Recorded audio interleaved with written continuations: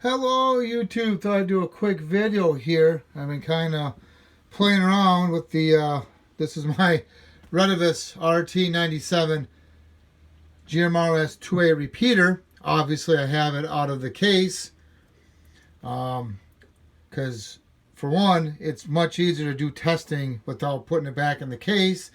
So I've, did that. I did have to come up with a unique heat sink, since I don't have this in the aluminum case. In the aluminum case, wherever that went to, is part of the heat sink that it needs, so that keeps that output chip cool. Here's the aluminum case. Well, I don't want to, take it in and out 100 times. So I took the connectors off, the SMA connectors here, and then I soldered them on to the board, and then I had to hook up the ground. When you do this case, the screws, and when it screws down, that's how it gets the ground connection. So I had to solder. You can't see it, but I found a ground point and I soldered a wire over, and I have it grounding. You can kind of see it there. I have the outer casing of the connectors grounded. So that's how I did the ground on that. Like I said, I had to come up with a temporary heat sink. So I got a thermal pad, a piece of metal, and a clamp, and that lets the heat transfer. Underneath of it is there's an aluminum piece of block. So that's how that is done on that. Like I say, it's just for quick key ups. I did put the repeater on low in the programming software before I took it all apart. I had the power supply hooked up. I only need 2 wires because we're not doing any programming. And so that's hooked up. I don't need the display hooked up because we don't need that to make the repeater work.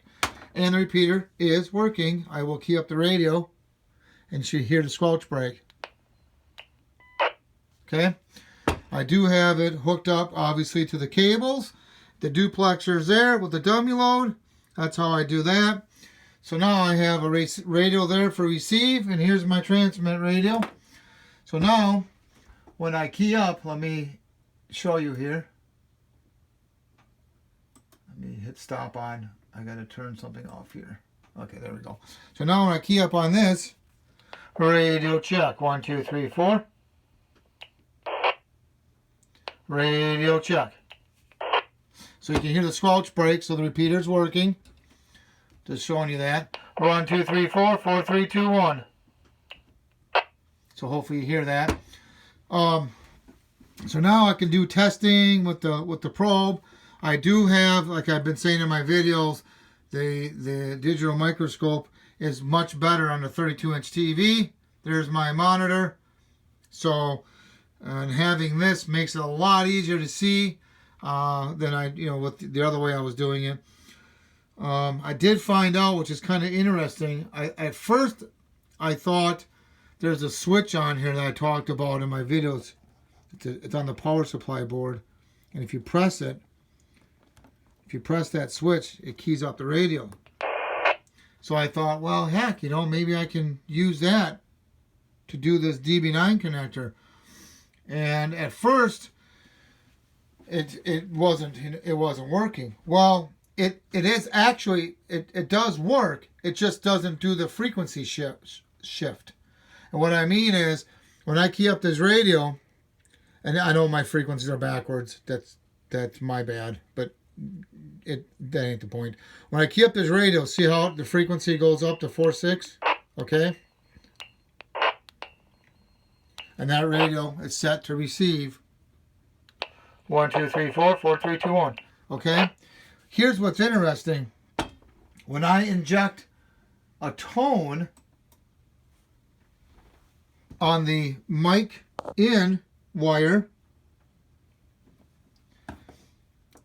and I key it up with the little secret service switch. Okay? Now here's the thing that's interesting. This radio, you should hear it. If it was keying up the repeater like normal, like a 2A radio was keying up, it should come across a 467. 625. Okay? Well, it doesn't, it's really scratchy. Hear that? Doesn't sound real good.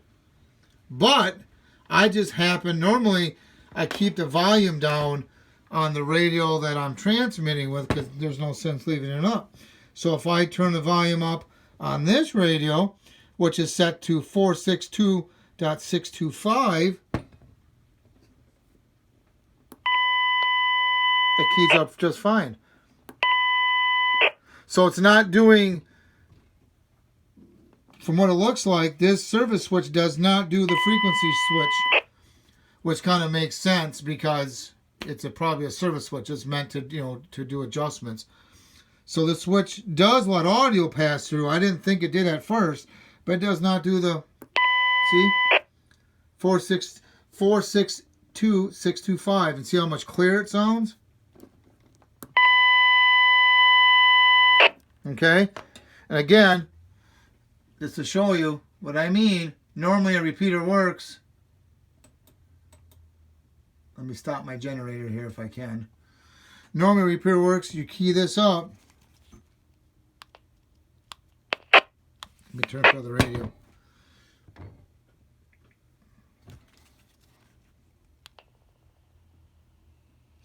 Radio check, 1, 2, 3, 4.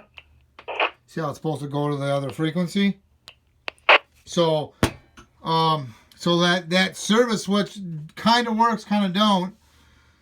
I'm going to have to play with this more, but I'm trying to figure out how to get this thing to key up. I got the mic input working.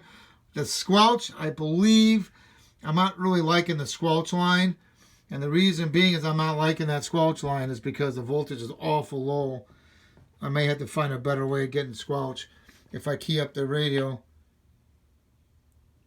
there it is. So it's only 1.7. I just, that's pretty low. I mean, technically, I could probably make it work, but I prefer a little higher, so I'm going to have to see what I can do there. So some interesting things here. Like I say, we're still kind of playing around. We're trying to, now I can actually test and then, take my probe, and I can use the, on here, and I can take my probes and, probe the circuit and get my probe right in there. No, that's not a probe, that's just my pointer, but I'm kind of showing you. So that's how we're going to do this. And like I say, we'll see what we can come up with. I'm close, but not quite there, I don't think.